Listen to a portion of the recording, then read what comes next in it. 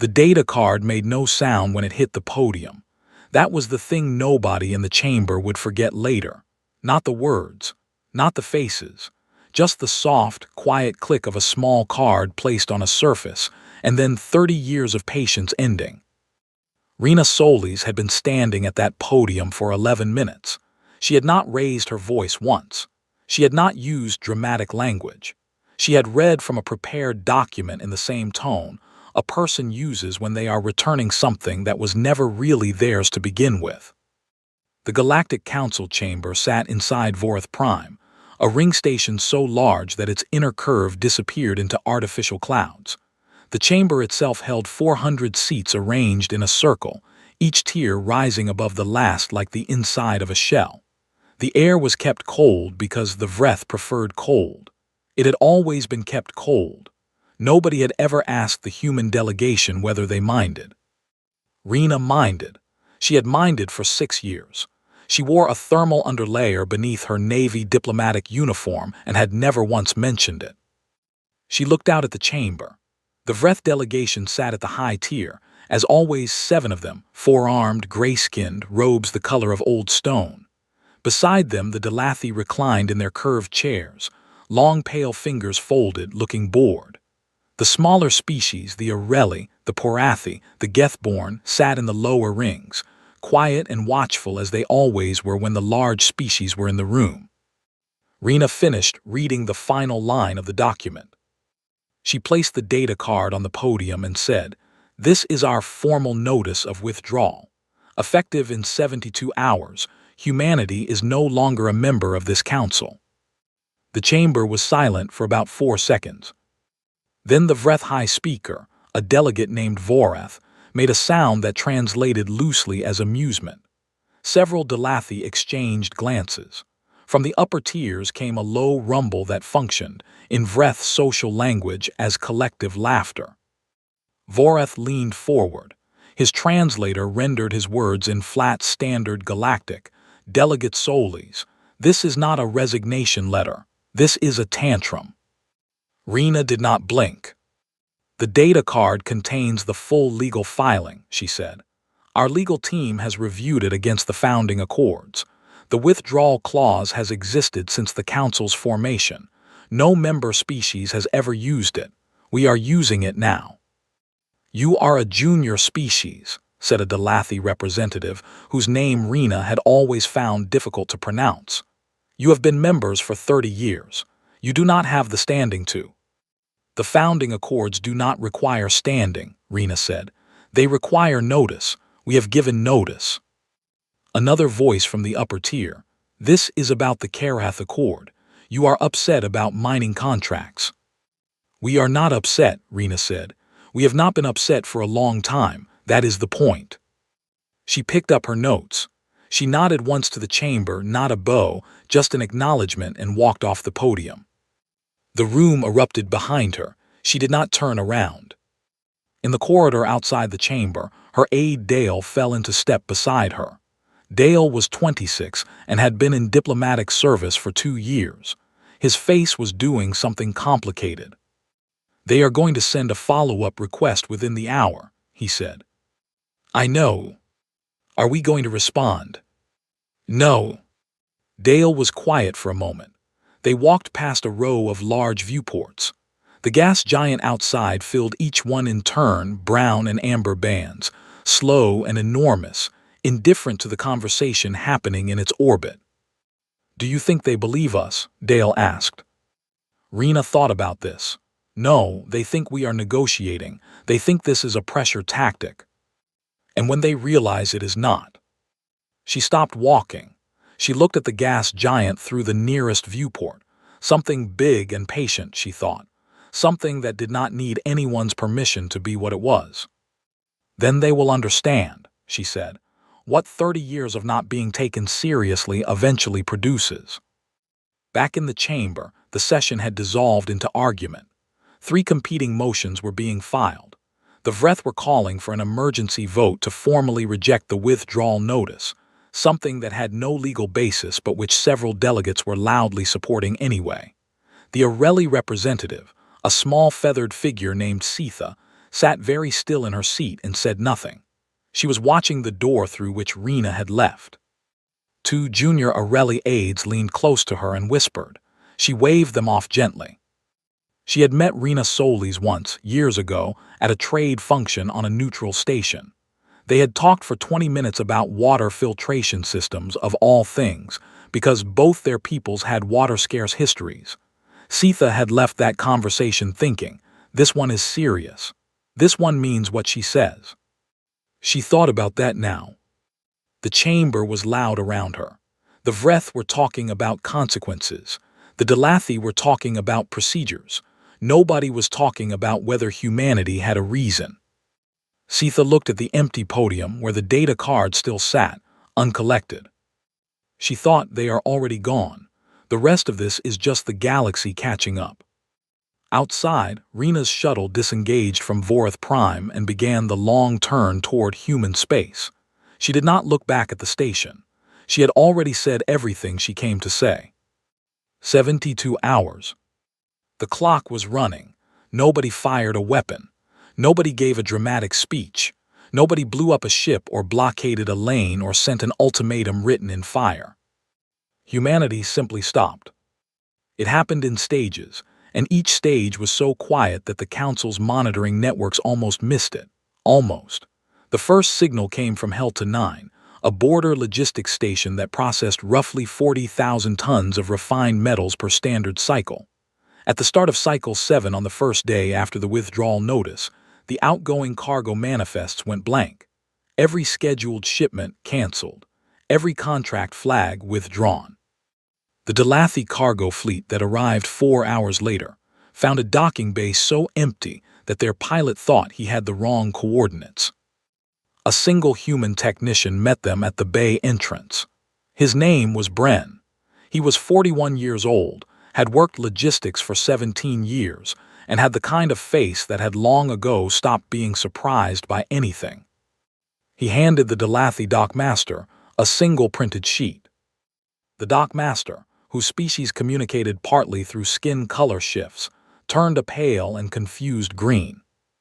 "This says the contract has been terminated," the translator rendered. "Yes," said Bren. "Under what clause?" Clause 19. Owner's right to withdraw from a non-binding trade agreement with 30 standard hour notice. We gave 72. He pointed to the timestamp at the bottom of the sheet. The dockmaster's skin went through 3 colors in quick succession. The metals were promised. Our fleet needs. "I know," said Bren. "I am sorry for the inconvenience." He was not being sarcastic. He genuinely was sorry. But sorry and willing were two different things, and Bren had been asked to be sorry and willing for a very long time. He went back inside and closed the bay door. On the medical exchange world of Surath, the departure was slower, but no less complete. Human medical teams had been operating there for 19 years. They ran 31% of the world's active care units, not because they were assigned to, but because they had volunteered, and then kept volunteering, and then been expected to keep volunteering until the expectation had quietly become a dependency. The lead physician, a woman named Dr. Yuna, had spent her last week on Surath writing the most detailed handover notes of her career. She documented every patient, every protocol, every supply order, every contact for every vendor. She did this because she was a doctor and because leaving things incomplete was not in her nature, regardless of who had failed to appreciate what she had built. The Arelli patients watched the human staff pack. Some of them reached out small feathered hands. One elderly Arelli male, who had been receiving treatment for a lung condition for 3 years, held onto Dr. Yuna's wrist for a long moment. His amber eyes were wide and wet. She stayed with him for an extra hour, then she left. The alien medical administrators sent 6 urgent messages to Council headquarters that day. The Council forwarded them to the human diplomatic channel, which was no longer active. In human space, the Global Assembly was broadcasting on every channel. The session had been running for 9 hours. It was not dramatic. It was careful. Representatives from all 17 colony worlds had floor time and they used it. They talked about the Kareth Accord and the mining rights. They talked about the Surath medical situation and who had been doing that work. They talked about the relay networks and the patrol routes and the border mediation in the Mavathi corridor. They talked about all the things humans had been doing that the galaxy had treated as simply available, like water from a tap, something you assume will always be there when you turn the handle. Outside Earth, Admiral Duro Faz had arranged 12 carrier groups in a wide arc at the edge of human space. They were not advancing. They had been given explicit instructions not to advance. They sat in formation, running lights on, engines idling, and they were simply present. A line made of ships. No council vessel crossed it. The council sent its first diplomatic message at hour 9. It was addressed to the human delegation at Vorath Prime. The human delegation had already departed. The message went to an empty office. The second message, sent at hour 14, was addressed directly to the Global Assembly. It requested an emergency dialogue session within 48 hours. The Assembly noted the request and continued its session. The third message, sent at hour 20, was from Vorath himself. It dropped the formal language. It said, in plain galactic standard, "We believe there has been a misunderstanding. We are willing to discuss your concerns." Rena read it on her shuttle. She set it aside. Not because she was being cruel, but because a message that began with, "We believe there has been a misunderstanding," was not a message that understood what had happened. It was a message that still thought this was a negotiating position.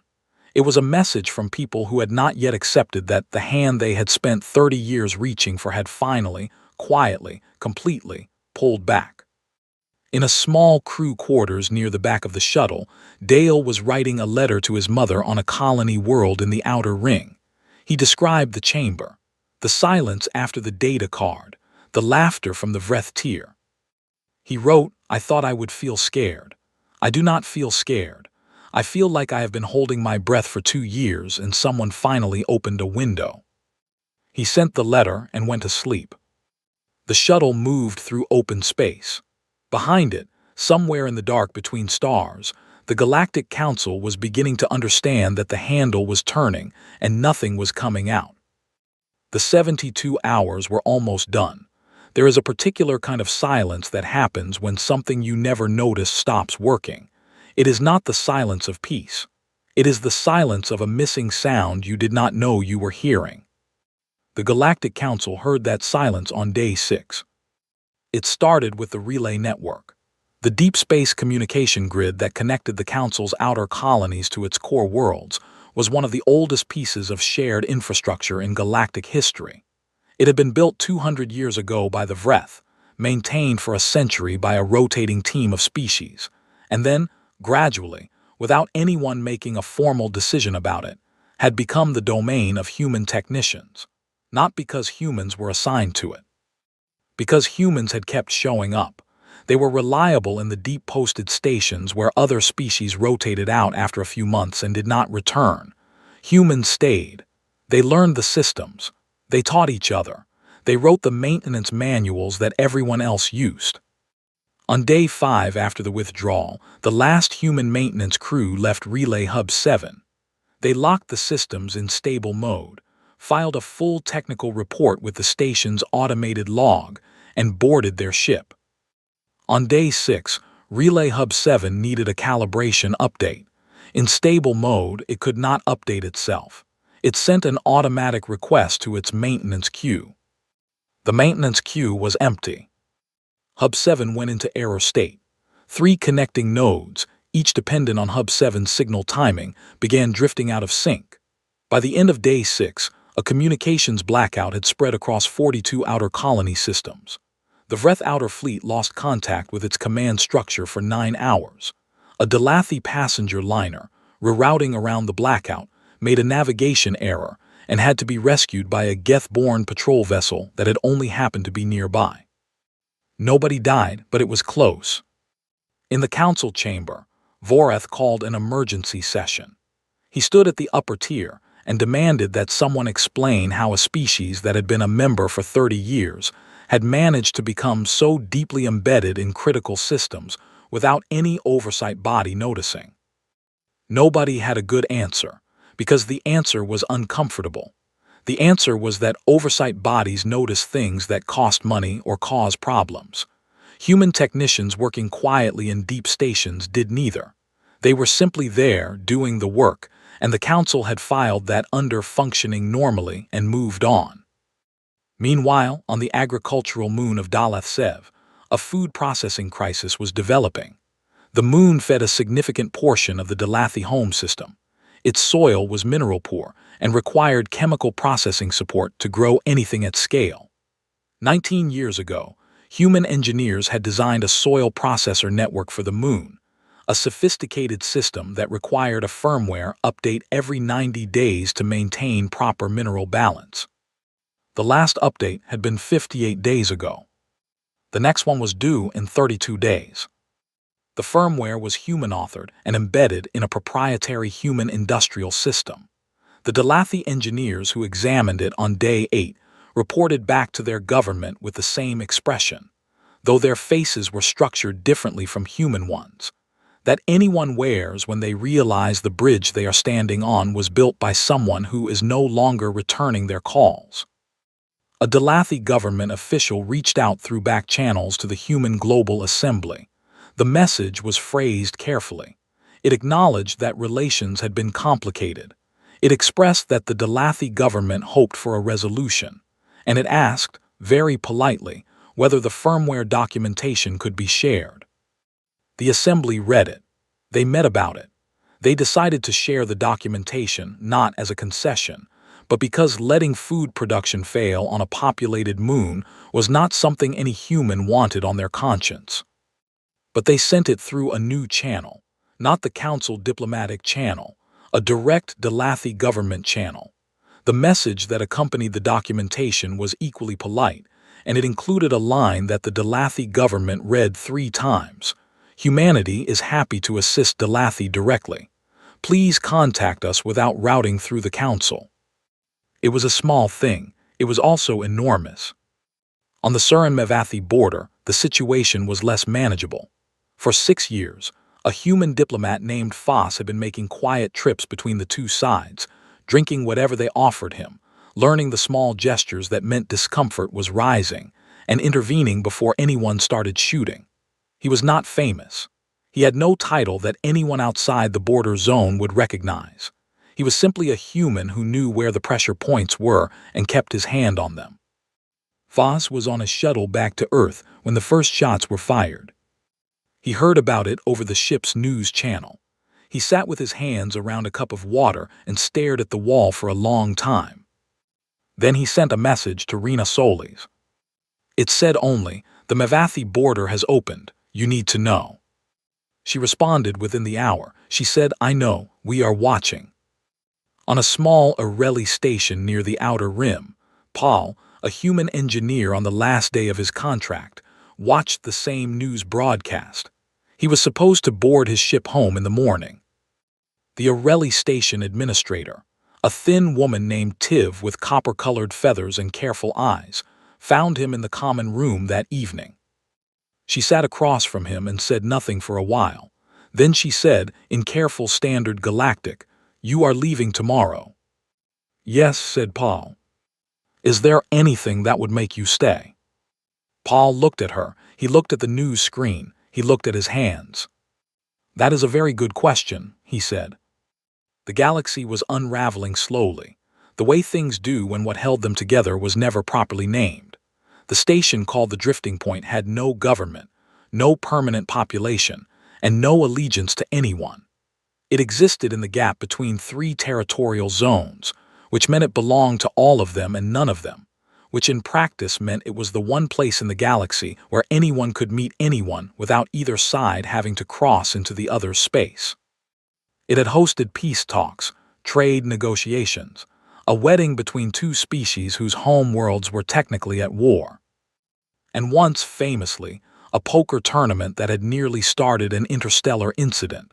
It was not a grand place. Its corridors smelled faintly of engine oil and whatever the kitchen had been cooking. Its meeting rooms had mismatched chairs. Rena Solis arrived first. She came with 4 advisors and chose the smallest available meeting room. She did this on purpose. The room had a round table, 8 chairs, walls of brushed metal, and a single viewport that looked out at a quiet stretch of open space. She sat with her back to the viewport so that whoever came in would see the stars behind her. The council delegation arrived 40 minutes later, 12 members from 7 species. They had sent Saru. Rena had not expected that. She had expected Vorath, or a Vreth representative chosen to project authority. Instead, they had sent an elderly Mevathi diplomat, gray-skinned, slow-moving, with eyes that had the particular quality of someone who has watched many things happen and drawn careful conclusions from all of them. Saru had a reputation for saying exactly what he meant, which was unusual in any government and genuinely rare in the council. He sat across from Rena. His delegation filled the remaining seats. Her 4 advisors filled hers. Saru opened a document on the table's display surface and slid it toward her without speaking. She read it. She took her time. 3 pages. Guaranteed seats on the military committee, 4, with full voting rights. Full renegotiation of all resource contracts under independent arbitration. A formal apology for the Karath Accord, worded clearly and without qualifications. Expansion of human colony rights under the settlement framework. And a new clause, one that Rena had not seen proposed before, requiring a unanimous vote, rather than a simple majority, to alter any agreement with a junior species without that species' consent. That last one surprised her. She read it twice. When she looked up, Saru was watching her. "The unanimous clause was your idea?" she asked. "It was mine," he said. "It took 11 hours to get it included. The Vreth abstained from the vote to include it, which is technically not the same as refusing. I consider that progress." Rena almost smiled. She set the document down. She looked at Saru directly. "This is more than I expected." "It is more than the council wanted to offer," Saru said. "But I told them that less would accomplish nothing, and I believe I was right." "You probably were." She folded her hands on the table. "I want to ask you something, not as a formal question, just as one person talking to another." Saru inclined his head. "If we sign this today," Rena said, "and 10 years from now, a new Vreth speaker decides that the unanimous clause is inconvenient, or that the arbitration process takes too long, or that junior species should not have 4 votes on the military committee, what stops that from happening?" Saru was quiet for a moment, not the quiet of someone searching for an evasion, the quiet of someone being honest about the limits of what they could promise. "Nothing structural," he said finally. "The clause can be challenged. Agreements can be renegotiated. I cannot give you a guarantee that is stronger than the will of the people who would have to honor it." "That is what I thought. But I would say this," Saru continued. "What has happened in the past 18 days has been visible to every species in this council, the small ones, the ones who watch carefully and say little. They have seen what the withdrawal of one cooperative species looks like. They will not forget, and that more than any clause changes what is politically possible." Rena looked at the document again. Outside the viewport, a small freighter drifted past on its way to somewhere. Just a ship, going about its work, indifferent to the conversation happening on the other side of the glass. "I will bring this to the assembly," she said. "I am not signing today. I want that to be clear, not as a power move, but because this decision belongs to more people than me." "Of course," said Saru. "And I want to say something for your record, not just mine." She looked at him steadily. "We did not leave because we wanted to hurt anyone. We left because we had been giving without being seen. That is not sustainable, not for us, not for any species. And if the council cannot genuinely reckon with that, not as a problem to manage, but as something that was actually wrong, then no document fixes it." The room was very quiet. Saru nodded slowly. "I believe," he said, "that some of us understand that. Whether enough of us do, that is the question I cannot answer today." They shook hands. human style, because Saru had looked it up before the meeting and offered it. His grip was careful and deliberate, like someone doing something they had practiced. The delegation left. Rena stayed in the room alone for a few minutes. One of her advisors opened the door and said her shuttle was ready. She nodded. She picked up the document. She looked at that last clause, unanimous vote, one more time. Then she walked out into the corridor, past the mismatched chairs and the smell of engine oil, and began the trip back to Earth. She had a very long conversation ahead of her. The vote in the Surin collective to cross the border line had passed by a margin of 3. 3 votes out of 412, and now 3 Surin warships were moving through disputed space, and nobody was picking up the ceasefire channel because the ceasefire channel ran through a relay node that had been in error state for 11 days. The Mavathi scrambled their fleet at 3:40 station time. A duty officer named Rael Young, on her 3rd posting, saw the Surin ships on her scope and made the call to alert her commander without waiting. Her commander looked at the readout and said, "In the Mavathi way. This is the day Foss always said would come if he was not here." They scrambled anyway, because that was the protocol. The first exchange of fire happened at 6:12. Ranging shots mostly. Nobody hit anything. But the intent was now physical and visible and recorded, and once that happens it is very difficult to go backwards without both sides agreeing to do so at the same time, which is the hardest possible moment to ask anyone to agree on anything. Admiral Duro Foz received the alert at 6:21. He was in the middle of a logistics review and set it aside for exactly 4 minutes while he finished the section he was reading, which was his way of making sure he absorbed news before reacting to it. Then he read the full report and called Rena. She was already awake. She had been awake since 4:30, when an early intercept from the border zone had come through. She had been sitting with a cup of water and a list of questions she did not yet have answers to. "We have 2 options," Duro said. "We watch or we move. Tell me what moving looks like." "I send a fast response group, 6 ships, no weapons hot, into the buffer zone between the 2 fleets. We broadcast on all open channels that we are there as a neutral presence. We are not council. We are not allied to either side. We are humans showing up because people are shooting and we would like them to stop." Rena was quiet for a moment. "And if one of the fleets fires at us? Then we have a much larger problem, but I do not think they will. We have no claim on that space. We are not a threat to either side. In my experience, people who are shooting at each other are generally relieved to have a reason to stop." "In your experience?" "In my experience." She thought. She had been thinking since 4:30, and this was the conclusion she had been circling. They had left the council because they were being used. That was true. It was still true.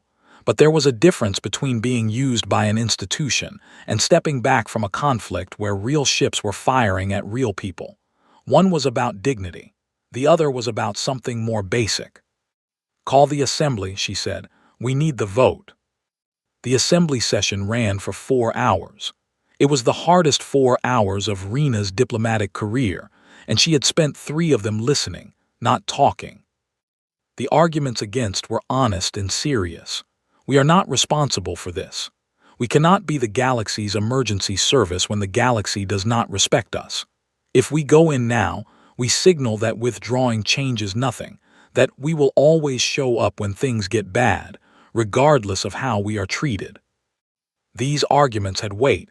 Rena did not dismiss them. Then Avron spoke. He was 32 years old, representing a colony in the Outer Ring. His father had died in a border skirmish 14 years ago, one that the council had declined to classify as a real conflict, which meant no support, no recognition, no memorial. Avron had grown up with that. He had carried it into politics, and it had made him careful and clear in a way that very young representatives sometimes are not. He stood at the podium and said, "I have been listening to both sides of this argument. Both sides are right about something. We should not be the galaxy's servant. That is true. But we also left this council because we believed in something more than just ourselves.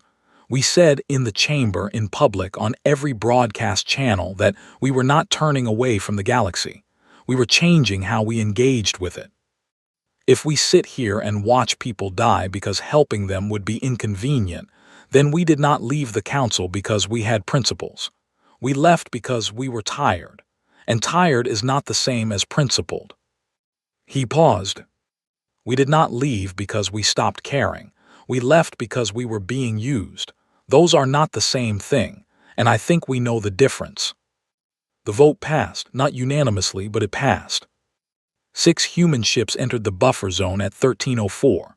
They flew under a new flag, not Earth's, not the Council's, but a banner designed 3 weeks ago by a coalition of colony world representatives. A field of dark blue with 17 small white points arranged in the shape of the colony constellation, and Earth at the center. They broadcast on every channel simultaneously. The message was short. It said, "We are here as a neutral presence. We have no territorial claim. We are asking both sides to hold their position for 6 hours while we establish a communication link. We will not stay longer than necessary. We ask nothing in return." The shooting stopped in 40 minutes. It took another 5 hours of relay work, including Paul, who had not gotten on his shuttle home, patching a signal through the Areli station's backup transmitter, to get both fleets on the same channel with working audio. At 1917, the Surin and Mavathi duty commanders agreed to a 72-hour ceasefire. The human ships held position until the agreement was confirmed. Then they turned around and left. They did not stay. They did not claim the zone. They sent one follow-up message to both fleets before departing, and it said only, "When you are ready to talk properly, humanity is available, not as a council function, as a neighbor." Foss, still on his shuttle back to Earth, read the ceasefire report and set his cup down very carefully on the armrest. He looked out the small porthole at open space for a long time. Then he opened a message to Rena and typed, "Tell me where you need me next." 40 days after Rena placed a data card on a podium and walked away, the galaxy was quieter than it had been in years. Not peaceful, it was not that simple, but quieter. Like a room after a long argument when everyone has finally said the thing they had been afraid to say and the air has changed. Paul stayed. He had not made a speech about it. He had not written a letter to the assembly or filed any official paperwork. He had simply not gotten on his shuttle. He had gone back to the maintenance bay, picked up his tools, and started a diagnostic on the station's secondary water reclamation unit, which had been showing intermittent pressure readings for 3 weeks, and nobody had found time to look at it. Tiv, the station administrator, found him there 2 hours after his shuttle had departed. She stood in the doorway and looked at him for a moment. Then she said, "Your ship left." "I know," said Paul. "You missed it deliberately." The reclamation unit was losing pressure. If it failed during the next supply delay, it would have been a significant problem for the eastern residential section. Tiv was quiet for a moment. Her copper feathers moved slightly, the Areli equivalent of a slow exhale. "We would like to offer you a contract," she said. "Direct, not through the council, our terms, your terms. We negotiate until we agree." Paul looked up from the unit. "What are the terms you are starting with?" "Fair pay, your own quarters, and the understanding that you are here because you want to be, not because anyone assumed you would stay." Paul thought about this. He thought about the 30 years of humans being assumed. He thought about Helta 9 and Surath and the relay network, and all the invisible work that had held things together without anyone calling it by name. "That last part," he said, "put that in writing." "Already drafted," said Tiv. The Areli signed with humanity 2 weeks later. It was not a grand treaty. It was a bilateral services agreement, practical, specific, reviewed annually, with exit clauses for both sides. But it was the first agreement of its kind, negotiated between humanity and another species entirely outside the council framework. The Porathi followed 11 days after that. Then a small confederacy of outer rim stations that had never had enough political weight to negotiate with the council at all. They reached out to the human assembly directly, and the assembly sent a team, and that team spent 3 weeks on a station that smelled like recycled air and machine grease, eating whatever the local population offered and learning the specific problems that needed solving and writing contracts that addressed those specific problems rather than the general ones. In the Galactic Council, something was shifting, not collapsing. The council was too old and too large to collapse quickly, but the Vreth were quieter. Voreth had given 2 public addresses in the past 40 days, and both of them had been notably careful, which was new. The reform proposals that Saru had been moving through committee had gained votes from species that had never voted for reform before. The Areli representative Sitha, who had sat silent in the chamber on the day of the withdrawal, had given a speech that was now being quoted across 17 news networks in 3 languages, though she had never raised her voice above a conversational tone. She had said, "We built a council on the assumption that some voices were naturally louder than others. We have spent 40 days learning the cost of that assumption. The question now is whether we have learned enough." The Global Assembly received the Council's revised offer, the same document Rena had brought back from the drifting point, with 3 additional clauses added after the border ceasefire. The Assembly debated it for 6 days. They did not accept it. They did not reject it. They sent back a counter-proposal of their own. Humanity would re-engage with the Council on specific issues, border conflicts, medical exchange, relay network maintenance, through new joint working groups that reported to both bodies equally, not through the Council hierarchy. They would not rejoin as a member. They would participate as a partner on defined terms that could be expanded if the partnership worked. The Council took 9 days to respond. The response was yes. It was not a perfect solution. Nothing about it was perfect. There were species in the Council who were furious. There were humans who thought the counter-proposal went too far. Rena had not slept more than 5 hours in any night for the past 3 weeks, and she had developed a habit of sitting in front of the assembly building in the early hours before anyone else arrived, looking at the sky. Dale found her there one morning, 20 minutes before the day's session. He brought 2 cups of water and sat beside her without asking. She looked at the sky. It was early enough that the first light was still soft, a few stars still visible. "Do you think it will hold?" Dale asked. "I think it will hold as long as enough people want it to," Rena said, "which is true of every agreement that has ever existed." "That is not very reassuring."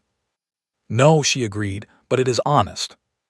On the Areli station, Paul had finished the water reclamation unit and moved on to recalibrating the navigation array, which had a misalignment that the automated systems had been compensating for so long that nobody had noticed it was wrong. He worked in the mornings and ate with whoever was in the common room at mealtimes, and was slowly learning 12 words of the Areli language, which had 4 tones and no word for the concept of being alone as a negative thing. He found that interesting. The Areli child who had tugged at his sleeve, her name was Irv, had started following him on his maintenance rounds.